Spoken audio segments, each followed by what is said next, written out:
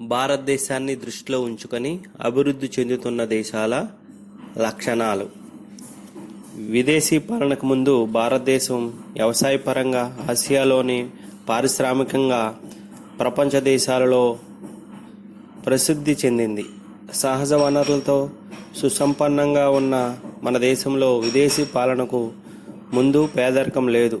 కొన్ని ప్రాంతాలలో కరువు కాటకాలు కనిపించిన వ్యవసాయ ఉత్పత్తులలో స్వయం సమృద్ధి, కుల ప్రాతిపదికన ఏర్పడిన శ్రమ విభజన, నైపుణ్యం గల చేతివృత్తులు, వస్తు మార్పిడి పద్ధతి, సమిష్టి కుటుంబాలు, న్యాయ నిర్ణయాధికారం ఉన్న గ్రామ పంచాయతీలు, రాచరికాలతో సంపద సంస్కృతులు నిలయమైంది. వ్యవసాయ పారిశ్రామిక ఉత్పత్తులు, వెండి బంగారము మాణిక్యాలతో తులుతూగుతున్న భారతదేశంలో వాణిజ్య పెంపొందించుకోవడానికి విదేశీయులు పోటీలు పడేవి. వాణిజ్యంతో మొదలైన ఈ పోటీ పాలనాధికారం చిక్కించుకోవడానికి యుద్ధాలకు దారితీసింది. పశ్చిమ ఐరోపా దేశాలు, ఇంగ్లాండ్, ఫ్రాన్స్, హాలాండ్, పోర్చుగల్ దేశాలకు చెందిన వ్యాపార సంస్థలు కొనసాగించిన యుద్ధాలు భారత చరిత్రలో విషాద ఘట్టాలుగా నిలిచిపోయాయి. ఈ పోటీలో విజయం ఇంగ్లాండ్కు చెందిన ఈస్ట్ ఇండియా కంపెనీకి దక్కింది. మన దేశంలో విదేశీ పాలన 1757 ప్లాసీ యుద్ధంతో ఆరంభమై విదేశీ పాలన 1858 వరకు, ఈస్ట్ ఇండియా కంపెనీ 1947 వరకు బ్రిటిష్ రాచరికం కింద అవిచ్ఛిన్నంగా పరిపాలన సాగింది. ఆంగ్లేయులు మన దేశాన్ని అనువైన వలస వ్యవస్థగా మలుచుకున్నారు. 1797లో సాలిన్ ప్రభువు భారత ప్రజల నుంచి మనకు లభించేదేమిటంటే అన్నది తెలుసుకోవడం ముఖ్యం, కానీ భారతీయులు ఏ విధంగా బాగుపరచాలన్నదే తమ లక్ష్యం కాదని పేర్కొన్నారు.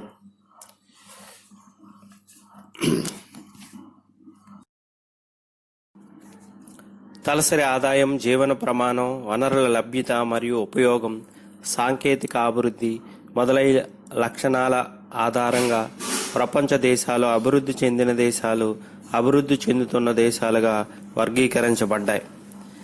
ఐక్యరాజ్యసమితి వర్గీకరణ ప్రకారం ఏ దేశాలు వాస్తవ తలసరాదాయం అమెరికా తలసరాదాయంలో 4వ వంతు కంటే తక్కువగా ఉంటుందో వాటిని అభివృద్ధి చెందుతున్న దేశాలుగా చెప్పవచ్చునని పేర్కొన్నారు.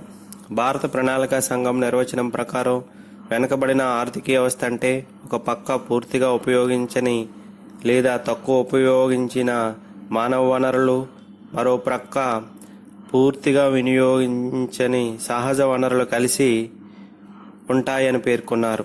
తలసరి ఆదాయం ఆధారంగా చేసుకొని అభివృద్ధి చెందుతున్న దేశాలు, అభివృద్ధి చెందిన దేశాల మధ్య వ్యత్యాసాలు గుర్తించవచ్చు. అభివృద్ధి చెందిన దేశాలతో పోల్చినప్పుడు అభివృద్ధి చెందుతున్న దేశాలు కొన్ని ప్రత్యేక లక్షణాలు కలిగి ఉంటాయని చెప్పవచ్చు. అభివృద్ధి అర్థశాస్త్రంలో పేద దేశాలను వివిధ పేర్లతో పిలుస్తారు. వెనుకబడిన దేశాలు, అల్పాభివృద్ధి దేశాలు, అభివృద్ధి చెందుతున్న దేశాలు, తక్కువ ఆదాయం గల దేశాలు, మూడవ ప్రపంచ దేశాలని వివిధ పేర్లతో పిలుస్తారు. అయితే ఐక్యరాజ్యసమితి ప్రచురణ మాత్రం అల్పాభివృద్ధి దేశాలను అభివృద్ధి చెందుతున్న దేశాలుగా వర్ణిస్తుంది. మొదటి ప్రపంచ దేశాలు మార్కెట్ వ్యవస్థ ద్వారా అభివృద్ధి చెందినవి. రెండవ ప్రపంచ దేశాలు సోషలిజం ద్వారా అభివృద్ధి చెందినవి. మూడవ ప్రపంచ దేశాలు మిగిలిన వెనుకబడిన దేశాలు. ఇవి పెట్టుబడిదారీ లేదా సామ్యవాద దేశాలకు చెందిన అలీన ఉద్యమ దేశాలుగా ఉన్నవి. నాలుగవ ప్రపంచ దేశాలు అల్పాభివృద్ధి దేశాలలో పేద దేశాలను లీస్ట్ డెవలప్డ్ కంట్రీస్ ఎల్డీసీని ఈ విధంగా పిలుస్తారు. అల్పాభివృద్ధి దేశాల నిర్వచనం. అల్పాభివృద్ధికి సార్వత్రిక నిర్వచనం ఇవ్వలేము. అమెరికా, జర్మనీలలో అధిక సహజ వనరులు ఉన్నవి, అవి అభివృద్ధి చెందినవి. లాటిన్ అమెరికా, ఆఫ్రికా దేశాలలో కూడా విస్తారమైన ఖనిజ సంపద ఉంది, కానీ అవి అల్పాభివృద్ధి దేశాలకు చెందినవి. ప్రాథమిక రంగం ఎక్కువ మందికి ఉపాధినిస్తే అవి అల్పాభివృద్ధి దేశాలు, కానీ మెక్సికో, చిలీ, బ్రెజిల్ దేశాలు వ్యవసాయక దేశాలు కావు, అయినా అవి అల్పాభివృద్ధి దేశాలే. అరబ్ దేశాలలో అధిక తలసరి ఆదాయం ఉంది, కానీ అవి అల్పాభివృద్ధి దేశాలే. సింగర్ అల్పాభివృద్ధి దేశాలను జిరాఫీతో పోల్చవచ్చని, వీటిని వర్ణించడం కష్టంగానే చూడగానే గుర్తించవచ్చని పేర్కొన్నాడు. ఐక్యరాజ్యసమితి గ్రూప్ నిపుణుల నిర్వచనం ప్రకారం అమెరికా, కెనడా, ఆస్ట్రేలియా, పశ్చిమ ఐరోపా దేశాల వాస్తవ తలసరి ఆదాయం కంటే ఏ ఆర్థిక వ్యవస్థ తలసరి ఆదాయం తక్కువగా ఉండునో వాటిని అల్పాభివృద్ధి దేశాలని అంటారు. సాధారణంగా అమెరికా వాస్తవ తలసరి ఆదాయంలో 1/4 వంతు కన్నా తక్కువ తలసరి ఆదాయం కలిగిన దేశాలను అల్పాభివృద్ధి దేశాలు అంటారు. ప్రణాళికా సంఘం ఒకవైపు ఉపయోగించని లేదా తక్కువగా ఉపయోగించిన మానవ వనరులు, మరోవైపు ఉపయోగించిన సహజ వనరులు కలిసి ఉండే దేశాలు అల్పాభివృద్ధి దేశాలుగా పేర్కొన్నారు. రగ్నార్ నక్సే అభివృద్ధి చెందిన దేశాలతో పోల్చినప్పుడు ఏ దేశాలైతే సహజ వనరులతో పోలిస్తే తక్కువ మూలధనం కలిగి ఉంటాయో ఆ దేశాలు అల్పాభివృద్ధి దేశాలు అంటారు. ప్రపంచ బ్యాంకు వర్గీకరణ ప్రపంచ బ్యాంకు 1978 నుండి ప్రతి సంవత్సరం జూలై 1న ప్రపంచ ఆర్థిక వ్యవస్థలను వాస్తవ తలసరి ఆదాయము లేదా GNI ప్రాతిపదికంగా వర్గీకరిస్తూ ఉన్నది. ప్రపంచ బ్యాంకు ప్రపంచ ఆర్థిక వ్యవస్థలను 4 గ్రూపులుగా విభజించింది. తక్కువ తలసరి ఆదాయం గల దేశాలు $1,005 కంటే తక్కువ తలసరి అమెరికా డాలర్తో పోలిస్తే తక్కువ తలసరి ఆదాయం గల దేశాలు. మధ్య ఆదాయం గల దేశాలు $1,006 నుండి $12,235 కలిగిన దేశాలు.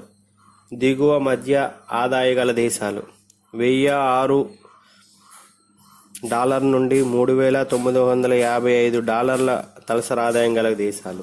ఎగువ మధ్య ఆదాయ గల దేశాలు $3,956 నుండి $12,235 కలిగిన దేశాలు. అధిక ఆదాయ గల దేశాలు $12,335 కంటే ఎక్కువ తలసరి ఆదాయం గల దేశాలని అధిక ఆదాయ గల దేశాలుగా పేర్కొనడం జరిగింది. తక్కువ ఆదాయము మధ్య ఆదాయం గల దేశాలను కలిసి అభివృద్ధి చెందుతున్న దేశాలుగా పిలుస్తారు. ఈ రెండు దేశాల జనాభా ప్రపంచ జనాభాలో 82% కాగా ప్రపంచ ఆదాయంలో 32% మాత్రమే పొందుచున్నవి.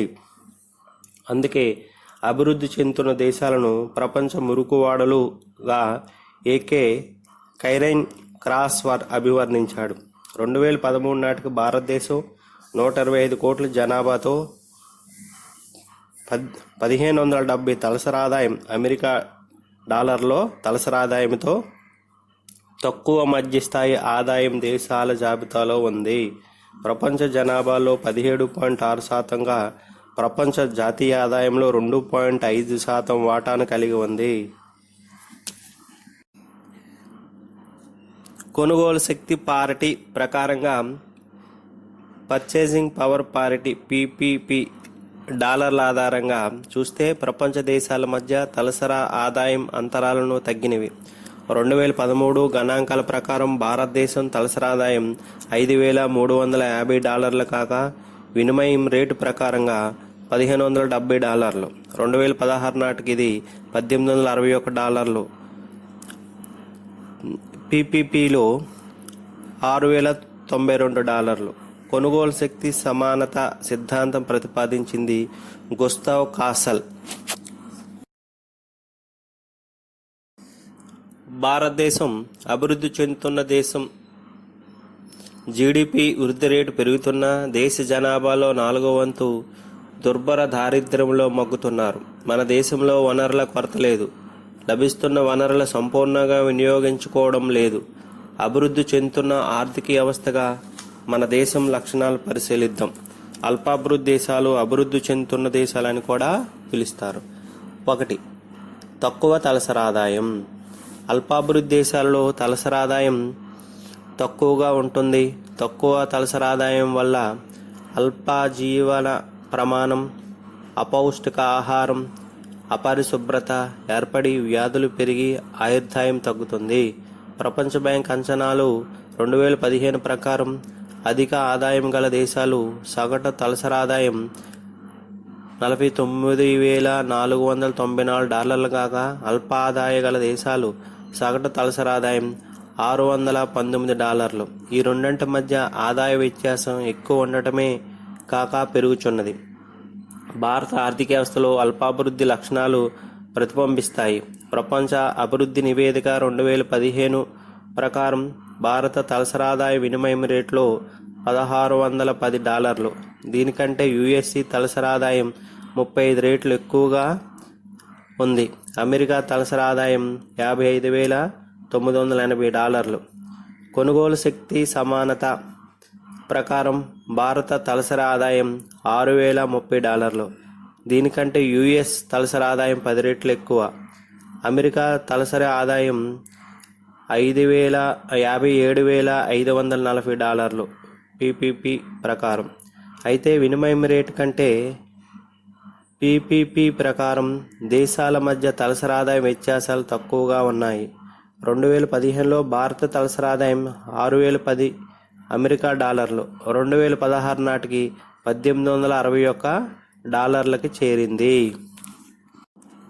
రెండో లక్షణం వ్యవసాయ ఆధిక్యత. అభివృద్ధి చెందుతున్న దేశాలలో అల్పాభివృద్ధి దేశాల్లో జాతీయ ఆదాయంలో వ్యవసాయ రంగం వాటా సగం కంటే ఎక్కువగా ఉంటుంది. మొత్తం ఉపాధిలో 3/4 వంతు వ్యవసాయ రంగంపై ఆధారపడను. విదేశీ వ్యాపారంలో ప్రాథమిక రంగం నుండి ఎక్కువ ఎగుమతులుంటాయి. హార్వే లైబిన్స్టీన్ ప్రకారం అల్పాభివృద్ధి దేశాలు వ్యవసాయ స్వభావాన్ని కలిగి ఉంటాయి. గాల్ బ్రెత్ పేర్కొన్నట్లు పూర్తి వ్యవసాయ దేశాలు వ్యవసాయంలో అంత పురోగతిని సాధించలేవు. అల్పాభివృద్ధి సాంకేతిక పరిజ్ఞానం, పురాతన పద్ధతులు అవలంబిస్తారు. జనాభా ఒత్తిడి వల్ల కమతాల విఘటన జరుగును. ఉపాధిలో వాటా కంటే జాతీయ ఆదాయంలో వ్యవసాయ రంగం వాటా తక్కువగా ఉండును. ఇది వ్యవసాయ రంగంలో ఒక్కొక్క శ్రామికుని తక్కువ ఉత్పాదకత సూచించును. వ్యవసాయ రంగంలో ఆదాయం తక్కువగా ఉండుటిచే తమ ఆదాయంలో ఎక్కువ భాగం వ్యవసాయ ఉత్పత్తులపై ఖర్చు పెడతారు. ఫలితంగా శ్రామిక రంగం వెనుకబడి ఉంటుంది. అదే ఇంగ్లాండ్ అయితే 2006 నాటికి జాతీయ ఆదాయంలో వ్యవసాయ రంగం వాటా 1% గాను, ఉపాధిలో వ్యవసాయ రంగం అందించే వాటా 1% గాను ఉంది.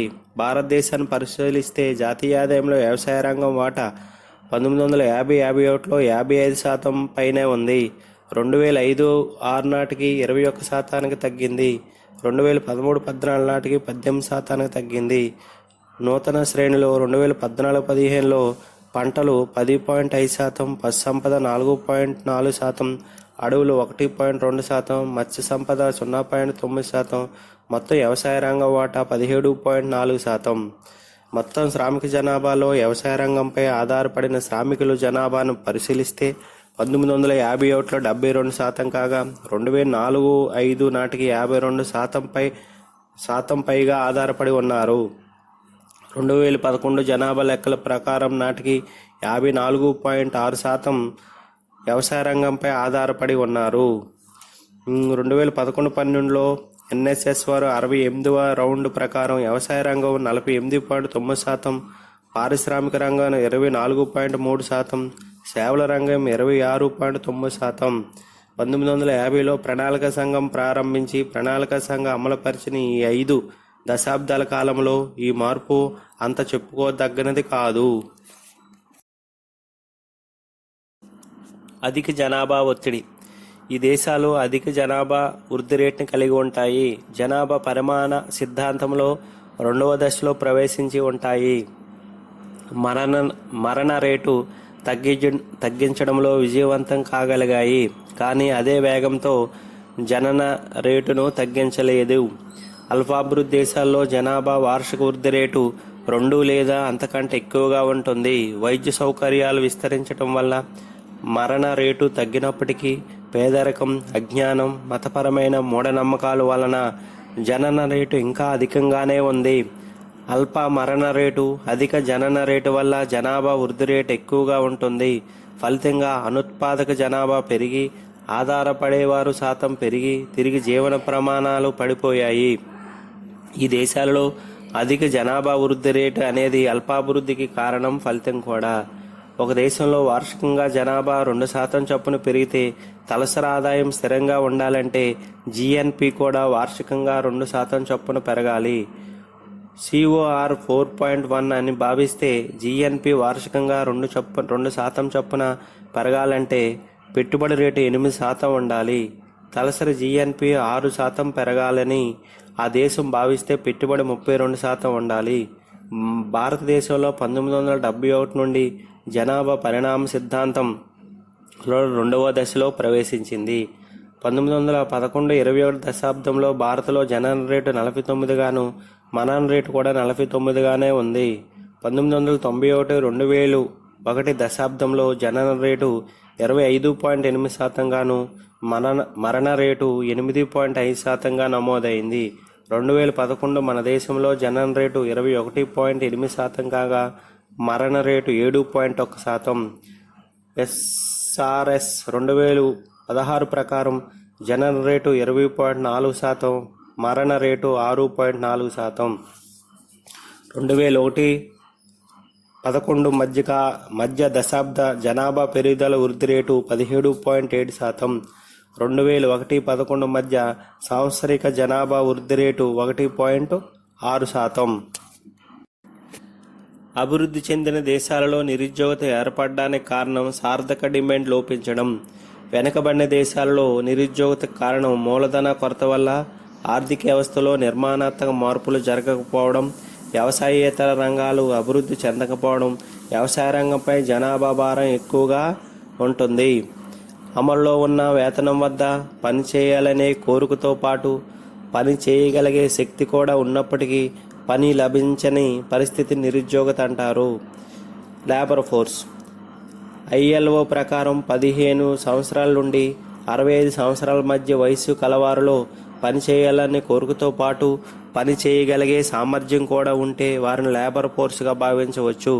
అమెరికాలో 16 సంవత్సరాల కంటే ఎక్కువ వయసు ఉన్నవారిని లేబర్ ఫోర్సులో తీసుకుంటారు. ఇండియాలో 15 సంవత్సరాల నుండి 59 సంవత్సరాల మధ్య వయసు ఉన్నవారిని లేబర్ ఫోర్సులో చూపుతారు.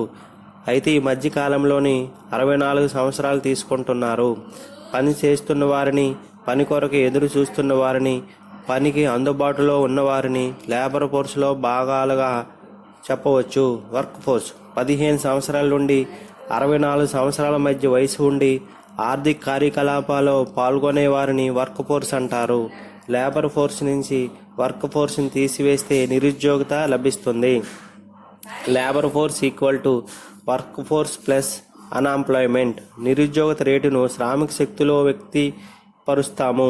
Unemployment rate equal to number of unemployed persons by labour force into 100. గ్రామీణ పట్టణ ప్రాంతాల్లో అనైచ్ఛిక నిరుద్యోగత ఉంటుంది. ముఖ్యంగా నైపుణ్యం లేని వారిలో ఎక్కువగా ఉంటుంది. పేదరికం వలన పారిశ్రామిక వస్తువులకు తక్కువ డిమాండ్ ఉండడంతో పారిశ్రామిక రంగ విస్తరణకు అవకాశం తక్కువగా ఉంటుంది. ఫలితంగా తక్కువ ఉపాధి అవకాశాలు లభిస్తాయి. సాంప్రదాయ వ్యవసాయం వలన తక్కువ ఉత్పాదకత ఉండడంతో శ్రామిక శోషణ శక్తి లేబర్ అబ్జర్ప్షన్ కెపాసిటీ తక్కువగా ఉంటుంది. ప్రత్యామ్నాయ ఉపాధి లేక జనాభా ఒత్తిడి వల్ల ప్రచ్ఛన్న నిరుద్యోగత కూడా ఉంటుంది. NSS వారు 61వ రౌండ్లో 2004-2005 సంవత్సరంలో 8.28% నిరుద్యోగత ఉంది. 66వ రౌండ్ నాటికి 2009-2010 నాటికి 6.6% నిరుద్యోగత ఉంది. 68 రౌండ్ నాటికి 2011-2012 నాటికి 5.6% నిరుద్యోగత ఉంది.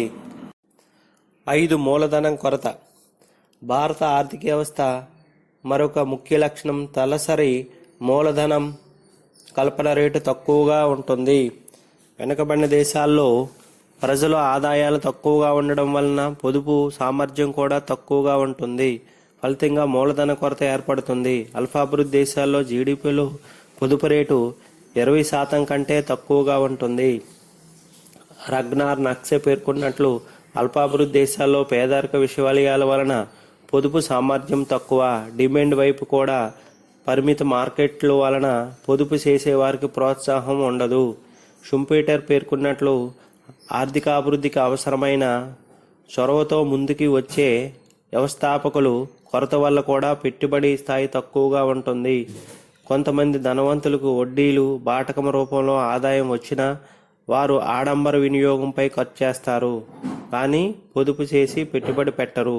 భారతదేశంలో తక్కువ ఆదాయం వల్ల అధిక వినియోగం వ్యయం వల్ల పొదుపు స్థాయి తక్కువగా ఉంటుంది. మన దేశంలో తలసరి మూలధన లభ్యత తక్కువగా ఉంది. ప్రస్తుతం మూలధన కల్పన రేటు కూడా తక్కువగా ఉంది. అయితే ఈ మధ్య కాలంలో మూలధనం కల్పన రేటు పెరిగింది. ఇది కోరదగిన అభివృద్ధిగా చెప్పవచ్చు. 1950-51లో జీడీపీలో పొదుపు శాతం 8.6%గా ఉండేది. 2007-2008లో గరిష్టంగా 36.8% పెరిగింది. 2015-16 నాటికి 32.3%కి చేరింది. స్థూల దేశీయ పొదుపుకు ప్రభుత్వ రంగం, కార్పొరేట్ రంగం, గృహ రంగం నుండి పొదుపు వనరులు లభ్యమవుతున్నాయి. వీటిలో ఎక్కువ భాగం గృహ రంగం నుండి లభిస్తుంది. 2014-15లో స్థూల దేశీయ పొదుపు 33%లో సింహభాగం అనగా 19.1% గృహ రంగానిది. తర్వాత ప్రైవేట్ రంగానిది 12.7%, చివరి స్థానం ప్రభుత్వ రంగానిది 1.2%. స్థూల మూలధన కల్పన పెట్టుబడి కూడా పెరుగుతూ వస్తుంది. 6. ఆదాయ అసమానతలు. అభివృద్ధి చెందిన దేశాలతో పోలిస్తే అల్పాభివృద్ధి దేశాలు చెందిన దేశాలలో ఆదాయ సంపదలో అసమానతలు ఎక్కువగా ఉంటాయి. విద్య, ఆరోగ్య రంగాలలోని అసమానతలు ఆర్థిక అవకాశాలలోనూ అసమానతలకు దారితీయును. మన దేశంలో కూడా ఆదాయ అసమానతలు ఎక్కువగా ఉన్నాయి. అభివృద్ధి ప్రారంభ దశలో అసమానతలు పెరుగుతాయని, తర్వాత దశలో అసమానతలు తగ్గుతాయని దీన్ని రేఖపై చూపితే తిరగవేసిన యు ఆకారంలో వస్తుంది. తిరగవేసిన యు ఆకార పరికల్పన సైమన్ కుజ్నెట్స్ ప్రతిపాదించాడు. ఆదాయ సంపద పంపిణీలో అసమానతలు గణించుటకు లారెంజ్ రేఖను వాడతారు. దీనిలో ఓ అక్షం పైన జనాభా శాతాన్ని, ఓవై అక్షం పైన ఆ జనాభా పొందే ఆదాయ శాతాన్ని తీసుకుంటారు. ఆదాయ పంపిణీ రేఖకు లారెంజ్ వక్రరేఖ మధ్య దూరం పెరిగే కొద్దీ అసమానతలు పెరుగుతున్నట్లు, వీటి మధ్య దూరం తగ్గే కొద్దీ అసమానతలు తగ్గుతున్నట్లు. ఈ రెండు రేఖలు ఒకదానికొకటి కలిసిపోతే అక్కడ సంపూర్ణ సమానత్వం ఉంటుంది. ఈ లారెంజ్ వక్రరేఖ నుంచి గిని గుణకాన్ని నిర్వచిస్తారు. ఇది ఆదాయ అసమానతల స్థాయిని తెలుపుతుంది. గిని గుణకం ఓకు 1కి మధ్యలో ఉంటుంది. ఓ 0 అనేది సంపూర్ణ సమానత్వాన్ని, గిని గుణకం 0 నుండి 1 మధ్యలో ఉంటుంది. ఓ అనేది సంపూర్ణ సమానత్వం, 1 అనేది సంపూర్ణ అసమానత్వాన్ని తెలుపుతుంది. గిని గుణకాన్ని శాతంలో వ్యక్తపరిస్తే గిని సూచి వస్తుంది.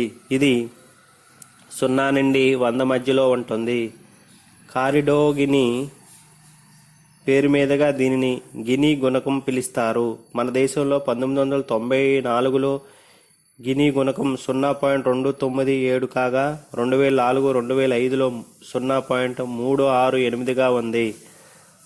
అనగా 1990 ప్రాంతంలో ఆర్థిక సంస్కరణ వల్ల అసమానతలు పెరిగాయి. 7. అల్ప సాంకేతిక పరిజ్ఞానం మరియు ఉత్పాదకత. వెనుకబడిన దేశాల్లో మూలధన కొరత వల్ల అల్ప సాంకేతిక పరిజ్ఞానం ఉపయోగిస్తారు. మన దేశంలో హరిత విప్లవం సంభవించిన బెల్ట్లో తప్ప మిగిలిన ప్రాంతాలలో రైతులు పేదరికం వల్ల నూతన సాంకేతిక పరిజ్ఞానాన్ని ఉపయోగించలేకపోయారు. ప్రాథమిక రంగంలో కూడా అభివృద్ధి చెందిన దేశాలతో పోలిస్తే తక్కువ సాంకేతిక పరిజ్ఞానాన్ని వాడుతున్నారు. అల్ప సాంకేతిక పరిజ్ఞానం వల్ల ఆర్థిక వ్యవస్థలోనూ, పేదరికం వల్ల వ్యక్తులలోనూ అల్ప ఉత్పాదకత ఏర్పడుతుంది. అల్పాభివృద్ధి దేశాల్లో శ్రామిక ఉత్పాదకత తక్కువ.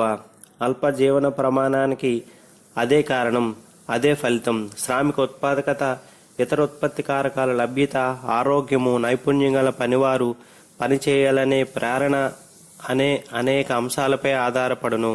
మూలధనం, యాజమాన్య నైపుణ్యాలనే ఉత్పత్తి కారకాలతో కలిసి శ్రమను ఉపయోగిస్తే ఉత్పాదకత పెరుగుతుంది. 8. తక్కువ మానవాభివృద్ధి. వెనుకబడిన దేశాల్లో మానవాభివృద్ధి అల్పంగా ఉంటుంది. విద్య ఆరోగ్య స్థాయి తక్కువగా ఉంటుంది. అల్పాభివృద్ధి దేశాల్లో ప్రాథమిక విద్యలో పెట్టుబడి తక్కువగా ఉంటుంది. విద్య, శిక్షణ, పరిశోధన, ఆరోగ్యంపై చేసే పెట్టుబడులు మానవ మూలధనం అంటారు. భారతదేశంలో తక్కువ మానవ అభివృద్ధి కలిగి ఉంది. భారతదేశాన్ని పరిశీలిస్తే 2015 హ్యూమన్ డెవలప్మెంట్ రిపోర్టు ప్రకారంగా 188 ప్రపంచ దేశాలలో 0.624 విలువతో 131వ ర్యాంకును భారతదేశం కలిగి ఉంది. 9. వనరుల అల్ప వినియోగం. అల్పాభివృద్ధి దేశాల్లో వనరులు ఉపయోగించకపోవడం కానీ అల్ప వినియోగం కానీ జరుగుతుంది. మూలధన కొరత వల్ల కానీ, నూతన సాంకేతిక పద్ధతుల వాడకపోవడం వల్ల కానీ, పరిమిత మార్కెట్ వల్ల కానీ ఈ దేశాలలో ఉన్న వనరులు పూర్తిగా ఉపయోగించుకోలేవు. 10. తక్కువ జీవన ప్రమాణ స్థాయి. ఈ దేశాలలో ఎక్కువ మంది ప్రజలు పేదరికం, అపౌష్టిక ఆహారం, వ్యాధులు, నిరక్షరాస్యతతో బాధపడుతూ ఉంటారు. అల్ప జీవన ప్రమాణం కలిగి ఉంటారు. మన దేశంలో కూడా ఈ లక్షణం కనబడుతుంది.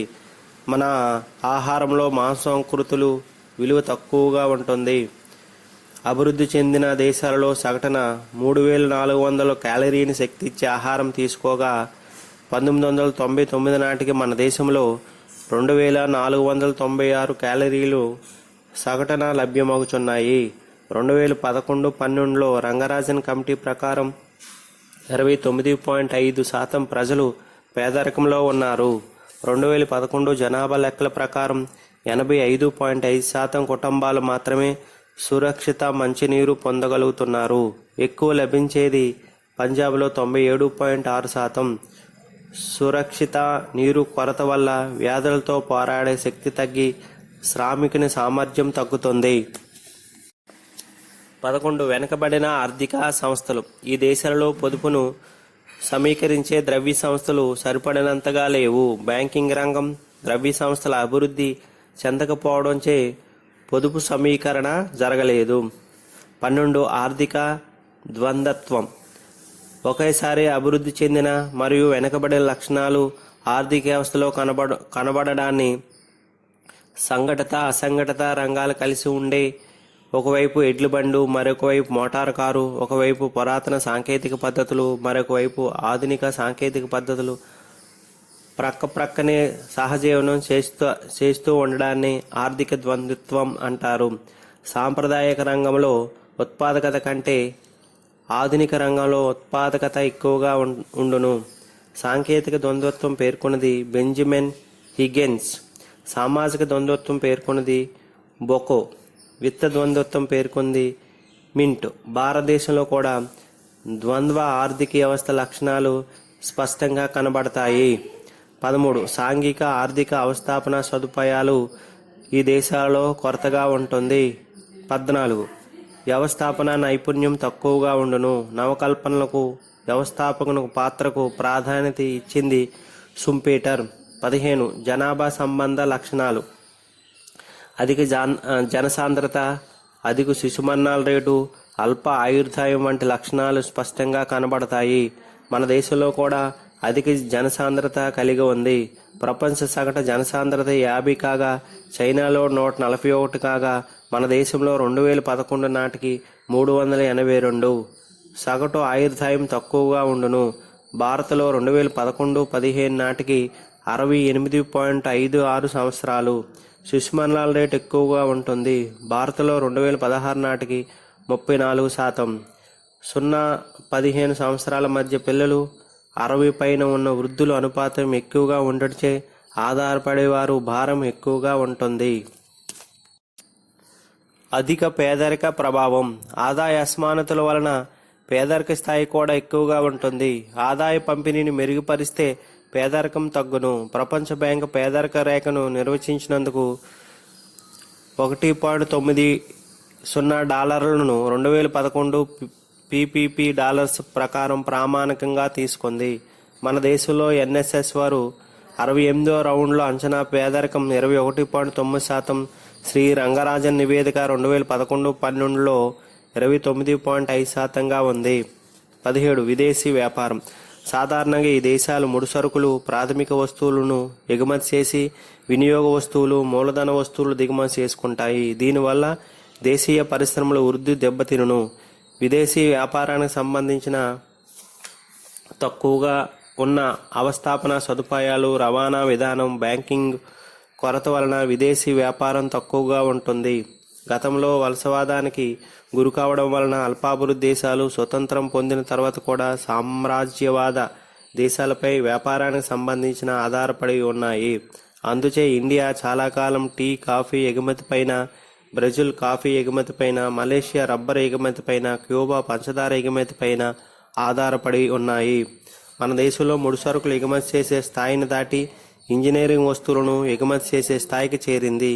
పై లక్షణాలతో పాటు సాంప్రదాయ జీవన విధానం, గ్రామాలలో భూస్వామ్య విధాన లక్షణాలు, లోపభూయిష్టమైన చట్టాలు కూడా అల్పాభివృద్ధి దేశాల్లో లక్షణాలుగా కనిపిస్తున్నాయి. 18. ధరల అస్థిరత్వం. ధరల అస్థిరత్వం అభివృద్ధి చెందుతున్న దేశాల మౌలిక లక్షణం.